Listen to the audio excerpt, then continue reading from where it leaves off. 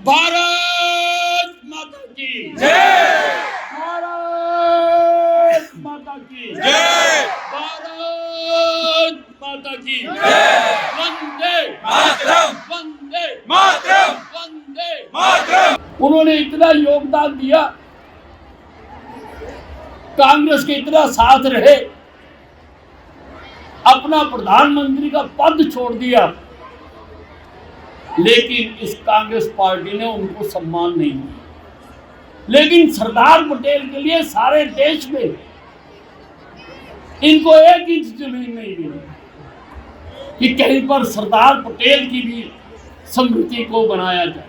जो आज एकता यात्रा में हिस्सा लेने के लिए यहाँ पर एकत्रित हुआ है, आज सरदार वल्लभ भाई पटेल जी की 150वीं जन्म तिथि। सरदार वल्लभ भाई पटेल को लौह पुरुष भी कहा जाता है, और आज ये जो हिंदुस्तान हमारे सामने है, ये भी उनकी बदौलत है, क्योंकि हम आजाद हो गए, लेकिन देश अलग अलग रियासतों, अलग अलग राज्यों में बटा हुआ। लगभग 562 रियासतें थी उस वक्त। देश की पहली सरकार में सरदार पटेल जी को उप प्रधानमंत्री बनाया गया और होम मिनिस्टर बनाया गया। उन्होंने इन रियासतों को भारत में विलय करने का काम शुरू किया और सभी रियासतों को कहीं पर भी बल प्रयोग नहीं करना पड़ा। सभी रियासतों को उन्होंने इस देश में शामिल करवाया। थोड़ी सी दिक्कत हैदराबाद रियासत की आई थी, लेकिन उसका भी अंत में भारत में विलय हो गया। जहाँ एक दिक्कत जम्मू और कश्मीर की आई थी,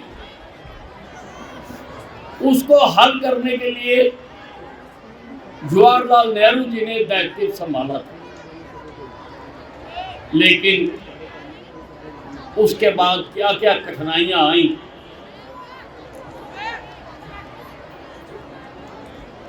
ये हमने देखा। जिस वक्त देश का प्रधानमंत्री चुनना था, क्योंकि 1946 में कांग्रेस वर्किंग कमेटी के जो चुनाव हुए, उसमें तय था कि जो भी इसका प्रधान बनेगा वही कल को देश का प्रधानमंत्री बनेगा। भाइयों, 15 प्रदेश कांग्रेस कमेटियां थी जिन्होंने चुनाव में हिस्सा लिया। 15 में से 12 वोटें सरदार वल्लभ भाई पटेल को पड़ी, 3 वोटें अन्य को पड़ी और जवाहरलाल नेहरू को 0 वोटें पड़ी। 1 वोट भी जवाहरलाल नेहरू को नहीं पड़ी, परंतु फिर भी महात्मा गांधी जी ने कहा सरदार पटेल को कि मैं नेहरू को प्रधानमंत्री बनाना चाहता हूं, आप अपना पद, आपका ये जो क्लेम है इसको आप छोड़ दो। और सरदार पटेल ने हंसते हंसते उस पद को त्याग कर दिया। वो त्याग पुरुष थे। उनकी सोच थी कि सबसे पहले देश, फिर पार्टी, फिर मैं खुद। अगर कोई और होता तो न जाने कितनी खींचतान, कितना लड़ाई झगड़ा होता, ये हम अब भी देखते हैं। लेकिन सरदार पटेल ने ऐसा कुछ भी नहीं किया। विश्लेषक कहते हैं कि अगर नेहरू की जगह सरदार पटेल हमारे पहले प्रधानमंत्री बने होते तो आज देश की हालत कुछ और होती। आज देश कई ऊंचाइयों को छू चुका है। आज कितना ही देश आगे बढ़ चुका है।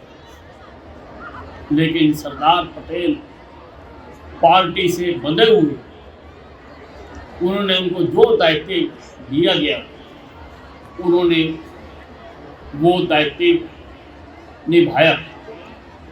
ये जो IAS IPS की संस्था है, ये भी उनकी सोच थी। इसका भी उन्होंने निर्माण किया। उन्होंने कहा देश को चलाने के लिए एक लोहे का रिंग होना चाहिए, और उन्होंने इसको बनाया ताकि देश को अच्छी तरह से चलाया जा सके।